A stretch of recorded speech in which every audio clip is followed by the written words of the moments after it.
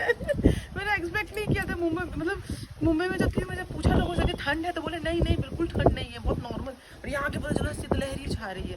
बाबू बेचारे मेरे इतने ज़्यादा डर गए कि उनको हम घर पे ही विराजमान रखे हैं। हम लोग ऐसे ही हम चले जाते हैं अकेले, हम पहले दर्शन कर लेते हैं, उसके बाद में लाला को भोग वोग लेके आएंगे उनके लिए। तो चलिए राधा रमन लालजू के मंदिर चलते हैं, वहाँ करते हैं हम दर्शन। हरि बोल।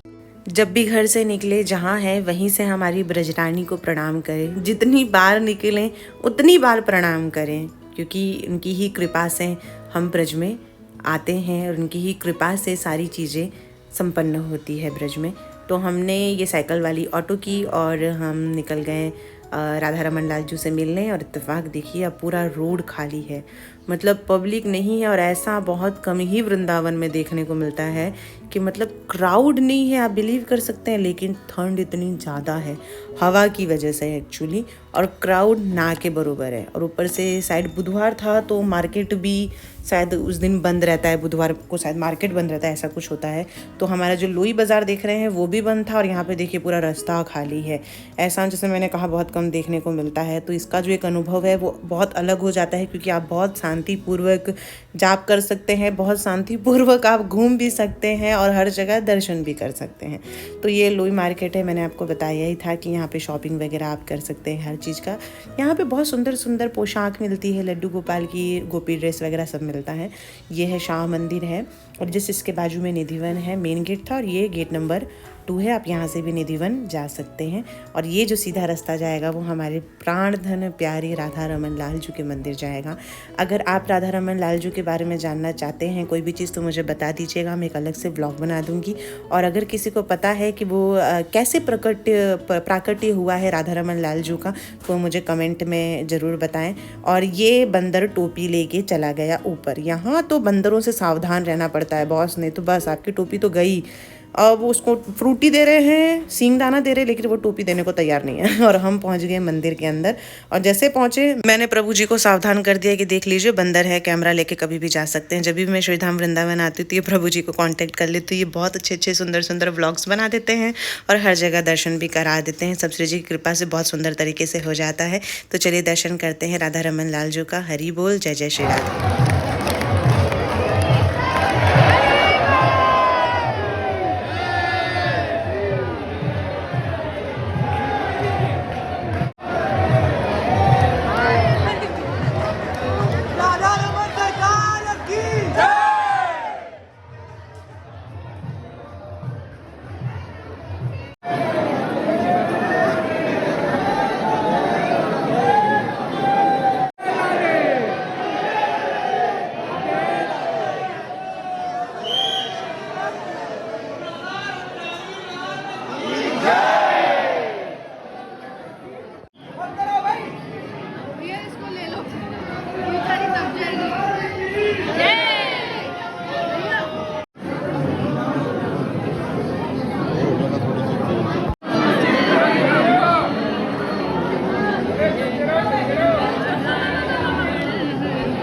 दर्शन किया हमने, फिर हम बाहर निकल के थोड़ा सा नाश्ता किया हमने, क्योंकि हमने सुबह से कुछ नहीं खाया था। फिर हम पहुँचे श्याम सुंदर जी के मंदिर, यहाँ पे हमने दर्शन किया और 4 परिक्रमा लगाई।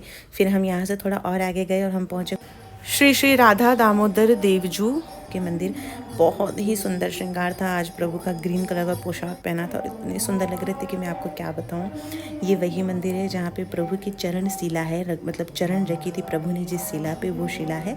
अगर आप गोवर्धन परिक्रमा नहीं लगा सकते हैं तो आप इस मंदिर में आके 4 परिक्रमा लगाते हैं तो आपको गोवर्धन परिक्रमा के जितना ही फल मिलता है। और ये चरण शिला है जो आप देख रहे हैं, प्रभु के चरण है जिस शिला पे, ये वही शिला है। तो हमने यहाँ पे पहले प्रणाम किया, अच्छे से दर्शन किया हमने। और प्रभु जी की तरफ से मुझे एक सुंदर सा गुलाब का फूल मिला है और आज है रोज़ डे, तो मुझसे ज़्यादा और कौन खुश हो सकता है। तो बहुत सुंदर तरीके से आज दर्शन हो गए जैसा मैंने। और ये रहे हमारे प्रभुपाद यानी जगत गुरु श्रील प्रभुपाद जी के चरण। ये हमारे गुरु हैं। सब लोग पूछते हैं कि मुझसे कि मेरी गुरु दीक्षा हो गई है कि नहीं। तो देखिए मेरी गुरु दीक्षा नहीं है, लेकिन मैं जिस संप्रदाय से हूँ उस संप्रदाय के आचार्य हैं ये। मतलब हमारे प्रभु कृष्ण की कृपा से इस्कॉन के संस्थापक हैं हमारे श्रील प्रभुपाद जी और उन्हीं की कृपा से हम भक्ति में आगे बढ़ने का प्रयास करते हैं।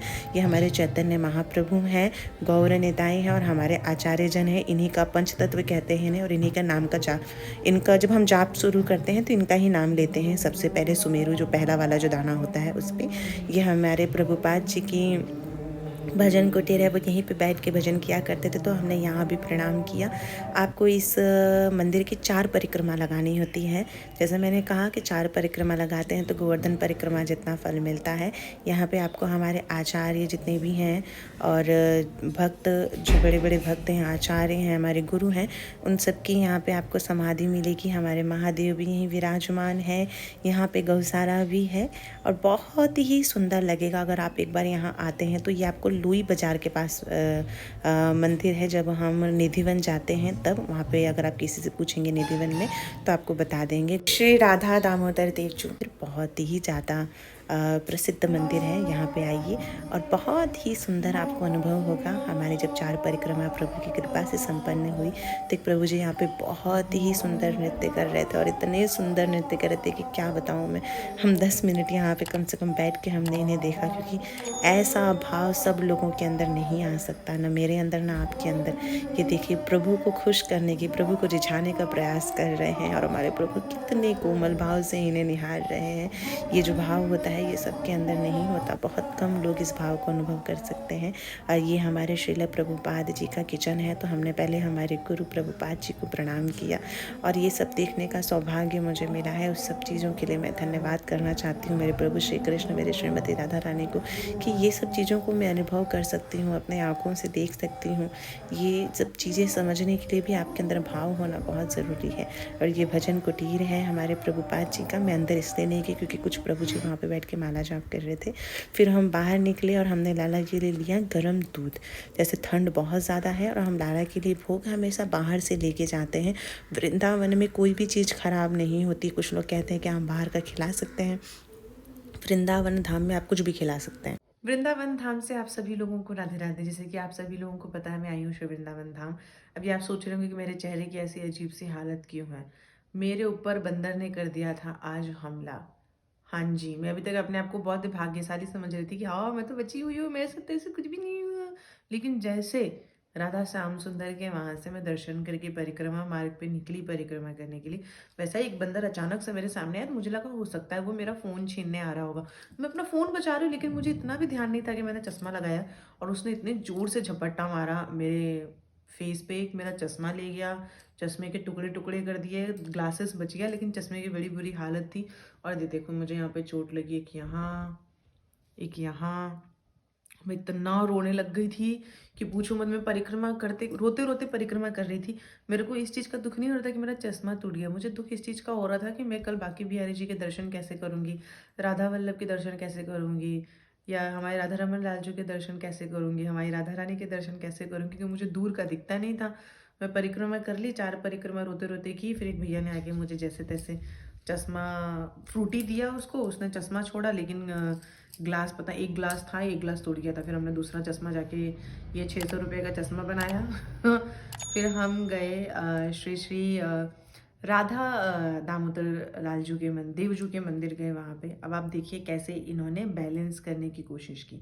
ठीक है, पहले तो मेरा चश्मा टूटा, चलो ठीक है, फिर मुझे चोट लगी, मैं रोई, हाँ ना, ये सब चीज़ें। अब मुझे कैसा मना रहे हैं ठाकुर जी। देखिए हम जैसे पहुँचे वहाँ तो दर्शन के बड़े सुंदर लग रहे थे, ग्रीन कलर का पोशाक पहने थे।